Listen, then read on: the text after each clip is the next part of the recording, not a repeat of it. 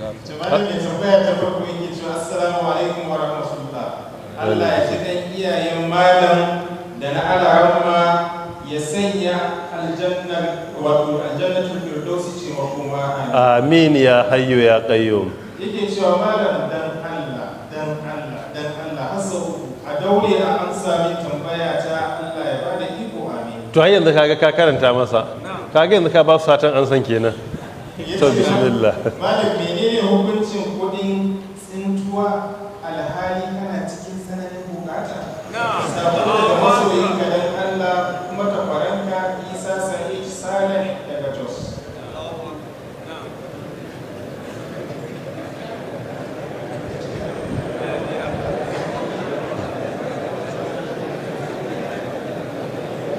Shaikhul Islam rahmatullahi alai a cikin fatawa kubura nasa a volume na 4 namba na 220 ya yi magana akan wannan matsala din cewa idan abin da ka tsinta din nan yana da kima kana ɗauka ka ci wannan bai halatta ba, haramun ne a musulunci. Wajibi ne na farko kai cikiya, dogaro da hadisi da yake na Zaid ibn Khalid al-Juhani rahmatullahi alai wanda yana Bukhari yana Muslim. Bukhari rahmatullahi alai ya kashi a hadisi na 91 da yake bayani akan at-ta'arruf cewa wa'arif wa'aha wa ifasaha, kayi kokarin fahimtan wato kaman jakan abun da igiyar da aka daure, wato in ka tsinci abu ka fahimci siffarsa ta hakika mai katsinta. In telefon ne, wani brand ne, me sunansa, Samsung ne ko Apple ne, na wani shekara ne, Pro Max ne ko kaza, ka fahimce shi. In ka fahimce shi mai kyau, sannan iya da screen guard ko bayi da shi, muna fahimta? Kobansa wani iri ne sai ka fahimta. In ka fahimta sai ka yi announcement, sanarwa nan ana so a yi kamar na shekara guda ne. Shekara ɗaya ake bincike, sai ka yi shekara guda kana bincike a kai in abu ne mai kima. Complete waniya za a yi.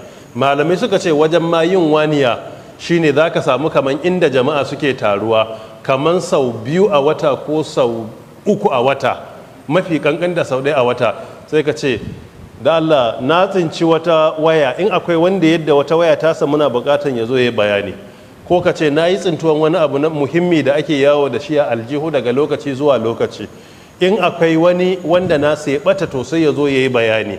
Kar ka faɗi sunan cewa Apple ne ko Pro Max ne ko kaza, in rashin gaskiya yawa wani ma ba nasa zai ce nasa ne.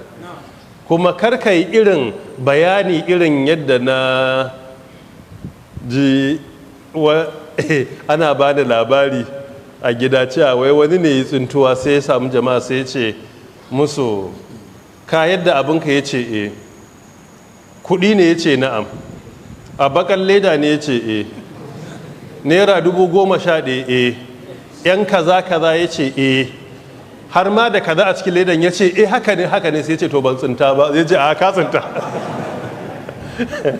Shi ya bayani komai aka ce sai ya ce to ban tsinta ba, ya ce a no wannan bayanin ka tsinta. To ba a haka, a ka'ida shi ne sai ka yi bayanin na yi tsintuwan wani abu muhimmi da yawanci akan sa shi a waya ana yawo da shi, ana sa shi a aljihu ana yawo da shi, ko kuma in mota ce ko wani abu aka samu wani sai a ce an samu wani abun hawa mai muhimmanci, in akwai wanda nasa ya salwanta ya zo ya bayani. To haka ake cikiya din, kamar duk wata a yi sau 1 ko 2 ko 3. Amma haka kuma abin da wani ya sata ya yar, don ana irin wannan barayi su yi sata za su gudu ya gagara su yar, shi ma haka ake. Ko kuma abin da ka samu kai ma ka kwata a hannun wanda karfi baka san ina mai shi yake ba, duka za a ajiye shekara guda. In an yi cikiya kamar shi na tsintuwa din, bayan shekara ba a sami mai shi ba, ya halatta a yi aiki da abin. Bayan waniya ana iya aiki da shi, in mai shi ya bayyana sai a miyar masa, in bai bayyana ba ana iya ci gaba da aiki da shi.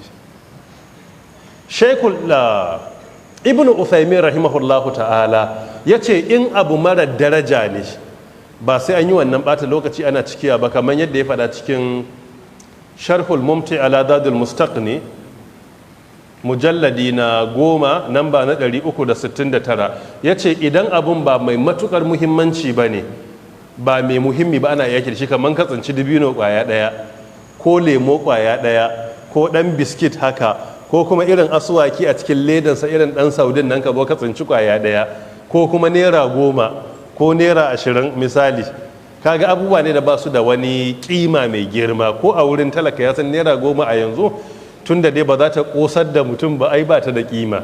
To wannan daga an tsinta ana iya aiki da su, don ya dogara da hadisi na Abu Dawud rahimahullah da yake hadisi ne hasan, cewa abin da yake bai da kima an yi sauki a kai, ana iya aiki da shi. Wallahu ta'ala a'alam. Don haka kai hali naka bai halatta ban abu ne mai kima.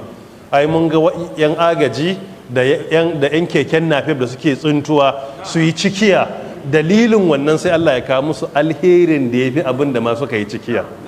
Wannan kuma shine hakikanin wa may yattaqillaha yaj'al lahu makhrajan wa yarzuquhu min haythu la yahtasib, karshen aya ta 2 da farkon aya ta 3 a cikin suratul talaq. Kaga in kai takawa to Allah zai baka mafita, sunnar Allah ne. Idan tsoron Allah da biyayya ga Allah ya sa ka tsinci wannan sai kai cike me shi, to sunna ce ta Allah, a gaggawa ko da jinkiri sai ya kawo maka alherin da ya fi wannan dalilin wannan abin da ka yi.